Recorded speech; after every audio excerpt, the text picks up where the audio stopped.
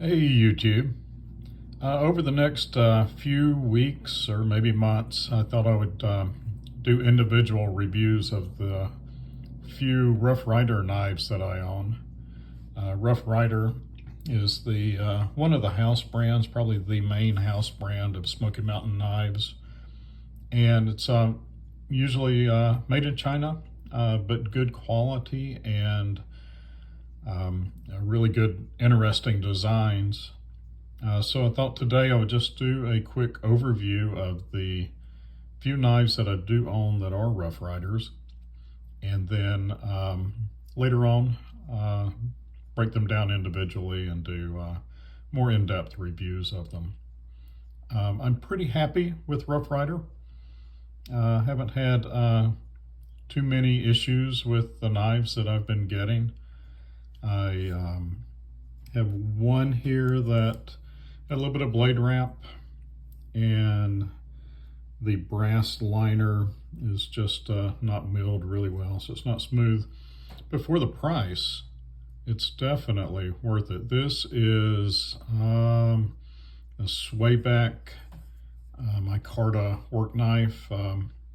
Not sure if this one is blue denim. I know this folding hunter here, lockback, is part of their blue denim series, but a real comfortable knife. So I own one of these, and their work knife was a real popular model. Their denim micarta in black, and I haven't seen that one come back out, but I really like this one. Like the design. Probably my least favorite, but still a pretty good knife, is this lockback. I don't know, it just feels like a cheap knife. So, and it was. I mean, it's probably, I don't know, $15. So, I mean, for the price, it's a great knife. But it just doesn't feel quite the quality. And I don't know what it is about it. I mean, it's just lightweight. I don't know. But the lockup is great. The blade centering is great. Maybe it's the back spring. I'm not sure. But still a great knife. Would make a great work knife. Something to throw in a tackle box or just collect. But still a good knife. This jumbo Stockman is more of a novelty knife for me because it is massive. So I thought, wow, a really massive Stockman. So it is truly jumbo. And look at it next to a maybe a medium-size case Stockman. You know, it just dwarfs it. And even a large, like this large Boker, it's just a little ridiculously large. But if you really are in the market for a jumbo Stockman, and this is it. This one usually rides in my pickup truck. So also inexpensive, no blade rubbing.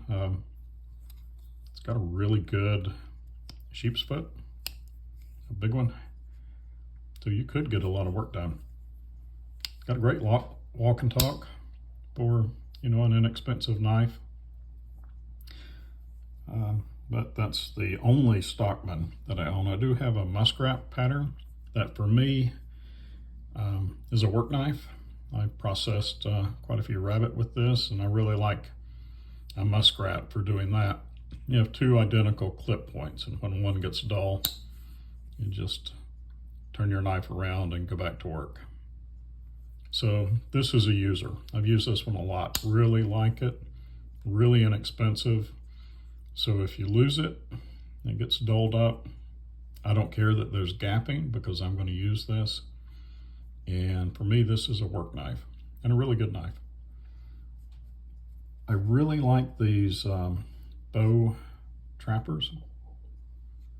And if that looks similar to the Rosecraft bow trapper, I think Rosecraft is a fairly new company that is maybe a project of some of the employees or maybe former employees, I'm not real sure, of Smoky Mountain Knives, and they have a knife that's very similar to this, if not almost identical. But a great knife. This might be my favorite. Not something I would carry in the pocket just because of the, I don't know, the shape or something, but it would make a great knife to carry in your pocket. Just not my style for a pocket knife, but an excellent knife to, you know, have on a desk as a letter opener or package opener. It's a very good looking knife and not expensive. Rough Ryder knives are not expensive. The most expensive knives you can get from the Rough Ryder line are the Rough Ryder Reserve. And this is their Barlow. This is a great knife. I really like this knife. Carried it a lot. Has excellent walk and talk. Good half stop. If you like a half stop, it's got one. I really like this blade shape. Spear point. It's got a nice wedge in it, so you get a really good delicate tip and feels great in hand. And a really good strong back spring. And really excellent quality. I would say, you know, this is as good as any case, or at least this one. I don't own any other Rough Ryder Reserves, but the one that I do own makes me want to get more.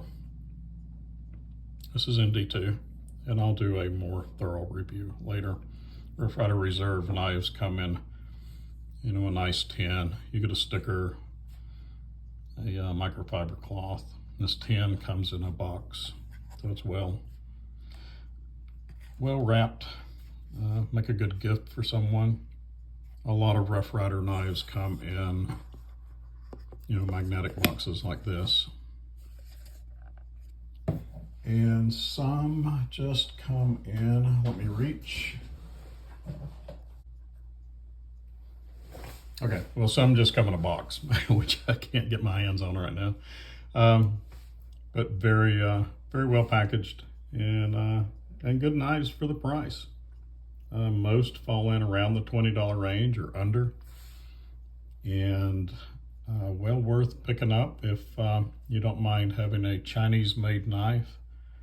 I don't. I'm a little conflicted sometimes by it, but really it gives American companies a manufacturing source that they can afford, and new knife designers have an opportunity to put some knives out there where they ordinarily would not get the opportunity to do that. And we can get knives that are fairly affordable. So I will leave it at that, and little by little, as time goes by, I will go through these one at a time. All right, thanks, bye.